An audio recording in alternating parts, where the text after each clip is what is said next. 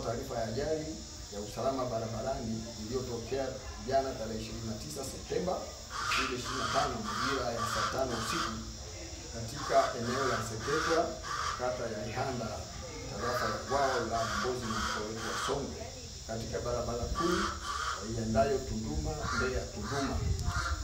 Ajali hiyo ilihusisha gari lenye namba za usajili T 908 CSV aina ya Toyota IST rangi ya silver, iliyokuwa likiendeshwa na dereva Musa Joela Elton mwenye umri wa miaka 38.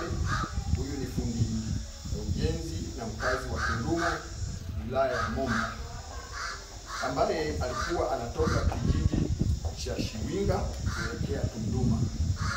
Gari hilo liligonga kwa nyuma sehemu ya ubavuni mwa gari jingine Tela lenye namba za usajili T 758 AQP na cabin na trela lake T 704 AKH aina ya Scania, mali ya Bwana Arafat Razak Lada, lililokuwa limeegeshwa upande wa kushoto mwa barabara baada ya kupata hitilafu.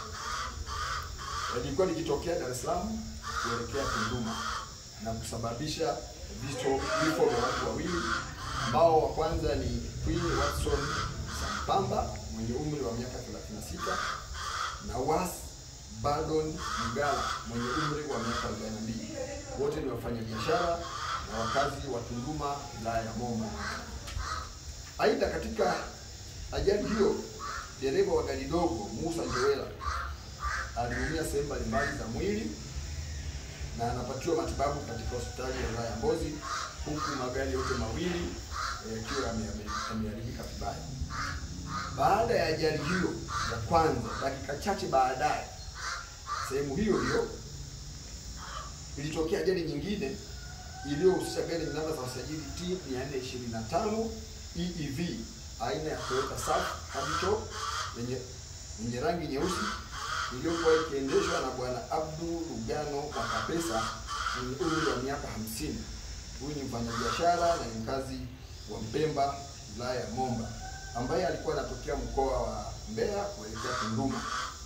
Gari hilo liligonga kwa nyuma gari ile ya mwanzo iliyoitaja Scania namba T 758 na AQP na T 704 AKH, lililokuwa limehusika katika ile ajali ya kwanza na kusababisha vifo vya watu wawili na majeruhi 4 kama ifuatavyo.